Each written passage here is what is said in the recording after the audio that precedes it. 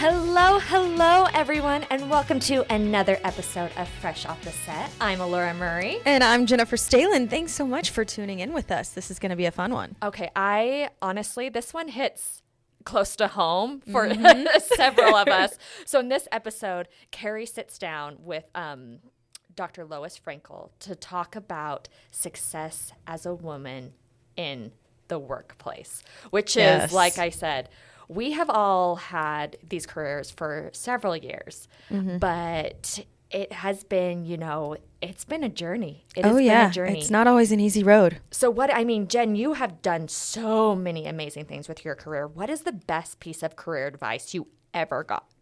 I think is don't quit. I think when you quit and throw in the towel, it's like giving up on yourself. And so for me, I'm like, if I just don't quit, I'm going to be the one who's working the hardest and working the longest. And then I'm ultimately going to get the job.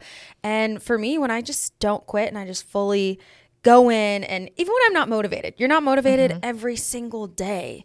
You just have to keep going. And I realized that staying on the path, even when you're down, you will get there, and it takes time. What about you? I love that. I mean, and that is the thing. Careers do take time. Sometimes they're a long and winding road. Mine was to get here to Fresh Living. But honestly, the best piece of career advice I ever got was the answer is always no if you don't ask.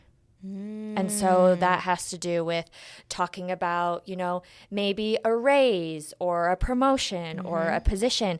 The answer is always no if you don't ask. And along with what you're saying, it's always no if you don't try. And it's definitely a no if you quit.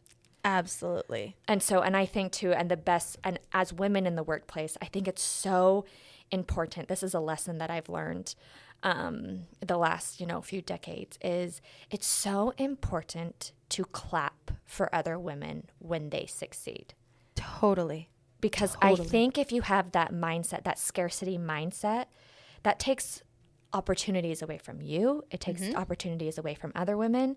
And there's room for everyone at the top. And if you're already at the top, take your hand down and pull someone else up with you. Absolutely. I think I've learned that lesson, very well of every job, it's so specific because I'm me and you are you. You're really not in competition with everyone else. They may lead you to believe that, but you're not competing against others because what I bring to the table is completely different from what you bring to the table. And that makes a beautiful table. It's like a flower arrangement. Oh, I love it. They're different flowers in an arrangement to make something beautiful. So you have to have people who have different opinions and perspectives and come from different paths in your career. So as soon as you realize you're not competing with other people, I'm just competing against myself to be better every single day. You just versus 1%. You. Yes. That is the only competition you're in with yourself. So let's take a listen to the podcast. Dr. Frankel talks about her book, Nice Girls Don't Get the Corner Office, and she's going to give us tips for improving our professional reputation. Honestly, this is a must listen. So let's get started.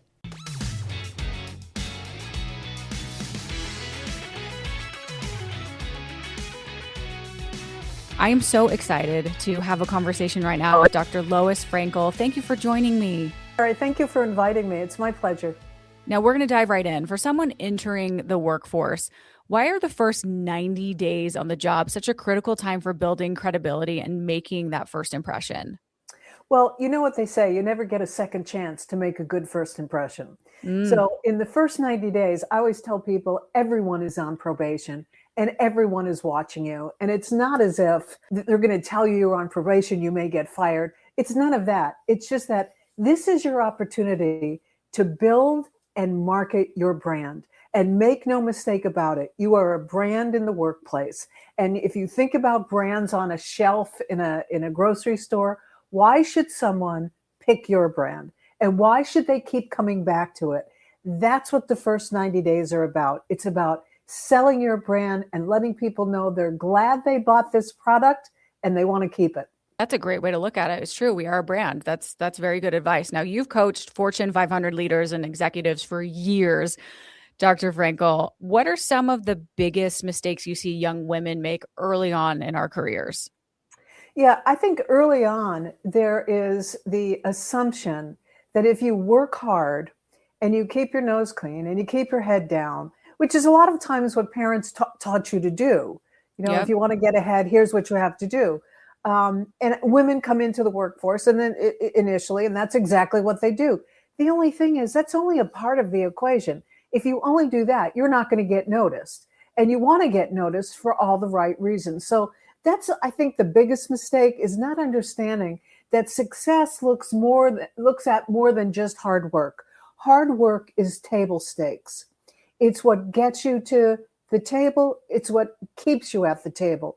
But what's going to get you ahead is going to be all these other things that you have to do, including, as I said, creating and marketing your brand, including showing that you can be strategic, that you're a team player, that you can communicate well. There's just a host of other things that you have to do. So that's the number one mistake I see women make. I think the second mistake I see women make, young women make, is they treat the workplace as they might treat a college campus, right? Because often they're just out of college and this is their first jobs. And so they don't get that you are in a whole new league right now. You can't talk to your boss the way you might talk to a professor. You can't come to work even 5 minutes late, like you may come to class 5 minutes late and not get dinged for it. If you're not 10 minutes early, you're already late. So just treating the workplace as an extension of your campus, that's a mistake. And a third mistake I see women make is assuming that there's going to be equality. And that's what I hear most from young women is they say, I thought my mother worked to make sure everything was equal. So I came in assuming I was equal to everyone else. And then I learned quickly that I wasn't. Those are really good points. Those are very, very real, very valid. And you talk about the difference between being nice and being effective. How can us as women remain kind and collaborative also while being seen as confident leaders? Yeah, I'm glad that you asked that question because I wish I had a dime for every time someone said to me, I didn't buy your book because I thought you were going to say you had to be mean and nasty in order to be successful. And nothing could be further from the truth because the title of the book is Nice Girls Don't Get the Corner Office. Well, nice is necessary for success. It's not sufficient. There are two ends of the nice spectrum. One end is pushover, right? That you're always nice, that you can't have a difficult conversation with people. I ask people to think of Sally Field, okay? That's one end of the equation. On the other end of the equation, you have someone who really doesn't care what anybody thinks. And they can be mean and nasty. And sometimes that's successful up to a point. I say, look at someone like Martha Stewart. Martha Stewart went to jail, not because she cheated the government out of, I don't know, it could have been $20,000, whatever it was rounding up numbers for her. She went to jail because people didn't like her because they thought she was imperious. Okay. So those are the two ends of the spectrum. And I coach women to be more towards the middle of the spectrum, which is, yes, you need to develop your voice. You need to learn how to have difficult conversations.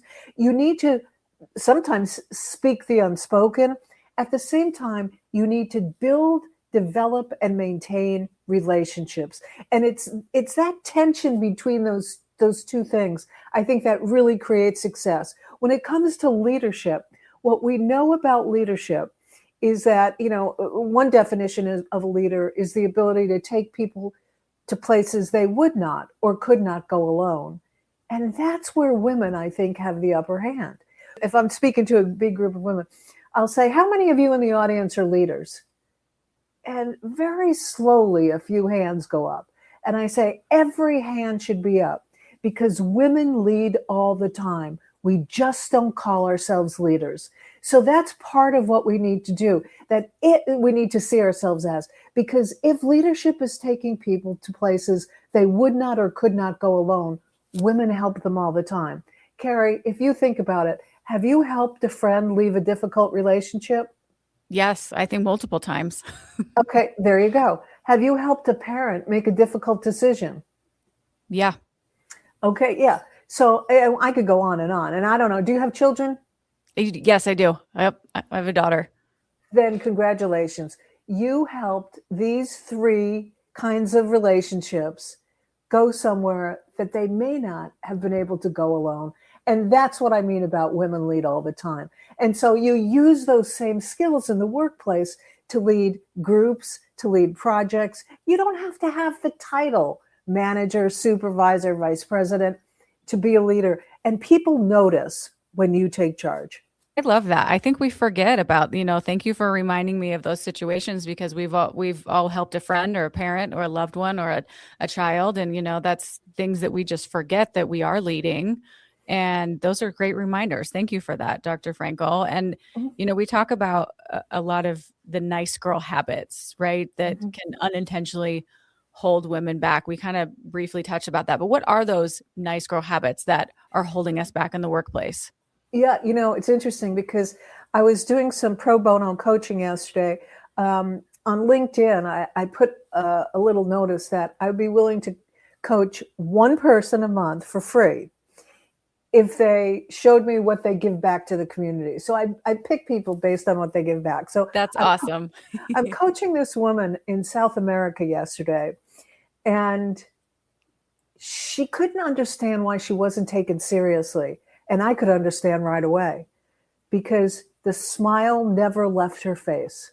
When I pointed it out to her, she said, but I was taught to smile and be sweet. And I said, I'm not telling you don't smile, but when you're telling me something that's painful and you have a smile on your face, there's something wrong. What a smile does is it causes people to discount what you're saying. So that's like one thing that women do, because that's what they were taught as children. And I say, you just smile sparingly. Something else, women ask permission, men ask forgiveness. I had a woman that I was coaching, and she was going to a offsite, and she asked her boss if she could bring one of her employees with her. And she was a manager. And he said, no, this is really just for my own direct reports. She gets to the offsite, and one of her male colleagues has his direct report there. She says to him, how did you get him to agree to let you bring your direct report? He said, I didn't ask permission. I just brought him.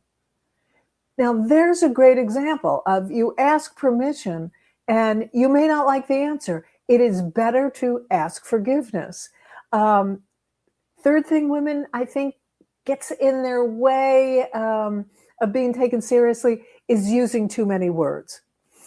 When I was doing some leadership training at Nestle, the confection company. Oh, yes. And I ran into the president of the company in the hallway one day before I started the training.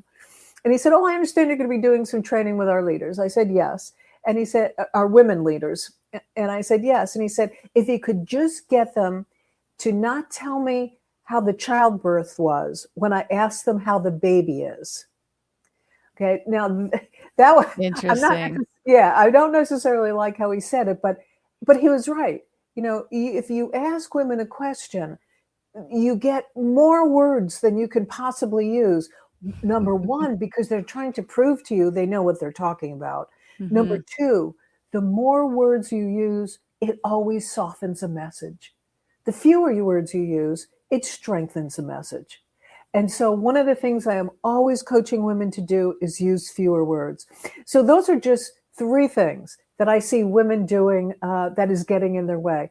And you'll notice each time you asked me a question, I provided 2 or 3 examples. Yes. And that's because people usually can't listen to more than 2 or 3 points at a time. That's a good point. We like it direct. We like 2 or 3 points, and then we move. I like that. That's great, Dr. Frankel. And I think a lot of us, we fear advocating for ourselves because we don't want to be like mean, pushy, difficult. What does that look like to advocate for ourselves without being that way? Yeah, what it looks like is telling people to go to hell so they look forward to the trip. Right? That's a challenge a woman has that a man doesn't have. I need a t-shirt with that on. I love that. Yeah. The way that women do that is by combining, just as I said, combining that strong voice with a high concern for other people. So that let's just say that you and I needed to have a difficult conversation because you were doing something I didn't like. If I just came in and I said to you, Kari, I hate it when we're in meetings and you're always cutting me off. And if that keeps happening, I'm going to start cutting you off. Now, who wants to work with me if I sound like that? On the other hand, if I want to tell you to go to hell in a way that makes you look forward to the trip, I might say something like, Kari, there's something happening in meetings that's kind of bugging me. And I'm wondering, would you be open to a discussion about it? What would you say? Sure, absolutely. Okay, well, great. Thank you. I appreciate your time. And what I've noticed is in meetings, sometimes when I go to speak, I think you get excited and you'll cut me off. And I feel as if what I have to say isn't as important as what you're saying. And I don't think that's what you intend, but I'm just wondering if you notice that. No, I would apologize and say, I didn't see it that way. Thank you for bringing it to my attention. I apologize. There you go. That's exactly what you do. You are clear on what you want to say going in. You are clear on what you want going out. And you maintain the relationship while you do it. Because probably the most important thing you will do in your first 90 days is build strong relationships. Likability is important. The same woman I was coaching yesterday, she said to me, I'm not good at that chit chat, small talk stuff. And I said, by the time we finish our coaching, you are going to be good at it, because that's what cements relationships. It's not just coming to work, doing my job, and showing you how smart I am. It's about me knowing about you. I mean, look, now I know you have a daughter. Now I know you have a healthy daughter, right? And I can refer back to that sometime. Yes. And so that's the stuff that relationships are built of. Well, and that kind of goes into workplace dynamics, right? So how important is it to understand those workplace dynamics, like how decisions are made and who influences them? Yeah, that's critical. What I tell people is that every workplace is a playing field. There are rules, boundaries, and strategies for success. You don't play according to the rules of tennis on a basketball court. Right? You play according to the rules of tennis. The other thing is, it's the people who take up the whole court without going out of bounds that usually win games. Women, unfortunately, play their game in the middle of the court, whereas men are playing towards the edge. And as you play towards the edge, that's where the risks are. And you get rewarded for those risks. Now, again, if you go out too often, you're going to get called out. And when you're new in a job, you definitely don't want to go out of bounds. And so the best thing that you could do is you look and observe the people who are winning the game in my workplace. What are they doing? How are they dressing? Who are they in relationships with? Who are the power brokers? And I don't say that you should kiss up to the power brokers. That's not what I'm saying at all. But if I notice that someone is making all the decisions and I have an idea that I think might help him or her, feel free to share it. I'll never forget. I was in the elevator with the president of my company when I worked for Arco, the oil company in downtown Los Angeles. And so it was a 51-story building. Wow. And I was going to graduate school at the time. I was getting my PhD, and Arco was paying for it. And I happened to be in the elevator with this guy. So I knew I had 50 floors to talk to him. I said, I just want to tell you that Arco is paying for my PhD, and I am learning a lot that I think would be helpful. And there's a particular book that I think you might enjoy, and I am going to get it, and I'm going to leave it in your office for you. And I did. Now, I never did hear from him, but somehow I was on his radar screen. Right? You stood out. I stood out, exactly. And all I did was I thanked him for running a company that allows me to get my PhD and pays for it. And I'm learning something that could be valuable to you. That's kind of how you build relationships. That's where you look at the power structure. But I didn't say to him, hey, you want to go out and get a cup of coffee? That would be totally out of bounds. So you look for those ways to differentiate yourself from everyone else. Because look, I've worked inside corporations. Everybody looks the same. Everybody sounds the same. And often the tall nail gets hammered down. So you just need to know how to differentiate yourself within the boundaries. I love that. That's super important. I like that, Dr. Frankel. Now, if we're talking about communication, what mistakes do you see women making that impact how we're perceived at work if it's how we're communicating? Yeah, as I said earlier, I think the biggest mistake is simply the use of too many words. Yeah. And sometimes we use too many words because we're not getting feedback from the men we're talking to, right? You talk to a woman, I'm talking to you, and I see your head nodding and you're smiling, right? I talk to male interviewers, and they're just kind of reading what's the next question going to be. They may be listening to me, but they're not giving me any nonverbal feedback. And so what women tend to do when that happens, they keep talking. And so what I say to women is that one of the most important things you will learn is the headline communication model. And that is when you're asked a question, you give your headline first. And that's if you were interrupted in 30 seconds, did you get your point across? And then you provide 2 or 3 examples or pieces of data, and then you toss it back to the other person with the question like, did I answer your question, or does that make sense? And again, I think people who have been listening here today have heard me doing that, and I just do it naturally. You ask me a question, I give you a headline, I give you a couple of examples or points, and then I toss it back to you. That's powerful communication. Sure, absolutely. I think a lot of times we try to fill the silence or the empty space because we feel like it's showing us in a better light, or we need to explain things, or we need to, and it's just like, no, we get the headline, the 3 points, and we toss it back. You make it that simple. Exactly. And that tossing it back is a way to show you care about the other person, because you could say something like, does that make sense to you? Or do you have any more questions for me? And that engages the person. See, guys don't have to do that. Guys can just stop talking, and they're happy with the silence. They don't care. It's so true. It's so true. Yeah. It's like a very good point. But when women do it, we're either seen as too strident or we're uncomfortable. Yeah. Oh, I love that. And we talk about confidence too. What role would you say confidence plays when navigating challenges like workplace bias or being underestimated? Oh, confidence is really important. But you know what? Even if you're not confident, you can act confidently. Okay. And it's there was a book many years ago. Jeffers was the author. It was called Feel the Fear and Do It Anyway. It was a very popular book like 30 or 40 years ago. And essentially it says, of course, we're going to be fearful in situations we haven't been in.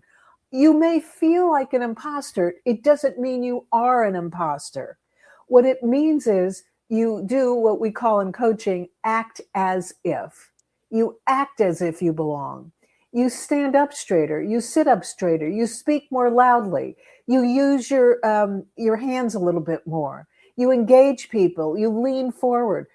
Again, this is what I tell people to do in meetings. You want to look confident in a meeting? Do not sit there with your hands in your lap, sitting back at a conference table. You lean forward, you fold your hands on the table, and you look like you're ready to go. Now, you may not feel confident, but you look confident, and people will treat you how you look. Oh, so true. And I think that's how it builds confidence too, is you just go in, act it, and then it kind of like builds out at the same time. And your book, Nice Girls Don't Get the Corner Office, amazing title, by the way, has helped many women identify behaviors that may be limiting our success. Why did you feel it was important to release an updated 2026 edition? Because so much has happened in the past 10, 20 years. Like when I was updating it, I took stuff out left and right. There was stuff that I don't agree with anymore that I said 20 years ago. Like an example might be how you dress at work, right? Well, it used to be you had to dress in conservative good taste. That's changed. So, I needed to change that. But I think most importantly, what happened for me was that the politics of the workplace, the politics in our country changed. And as a result, women's rights and the rights of people of color were being eroded. And I felt as if I needed to do something that would help women advocate for themselves, because there aren't people advocating for us anymore. DEI, affinity groups, so many of these things have become demonized. And in the absence of those, it doesn't mean you can't still have agency. And so my goal was to really provide women with the confidence and the courage to speak up and maintain their agency.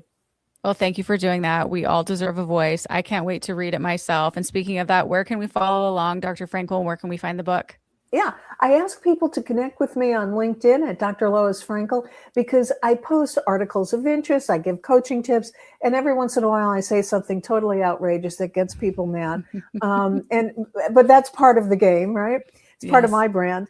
And so connect with me there.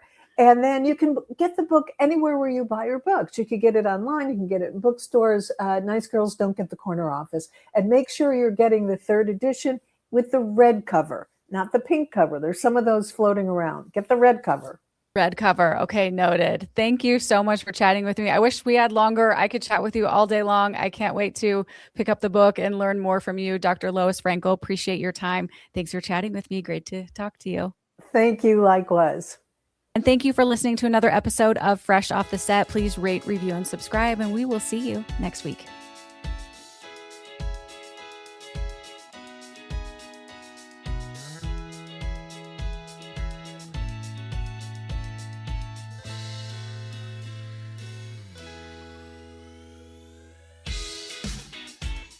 Congrats, you made it to the end. If you want to continue to freshen up your day, you can watch us on Fresh Living every weekday on CBS Channel 2 in Utah at 1 o'clock.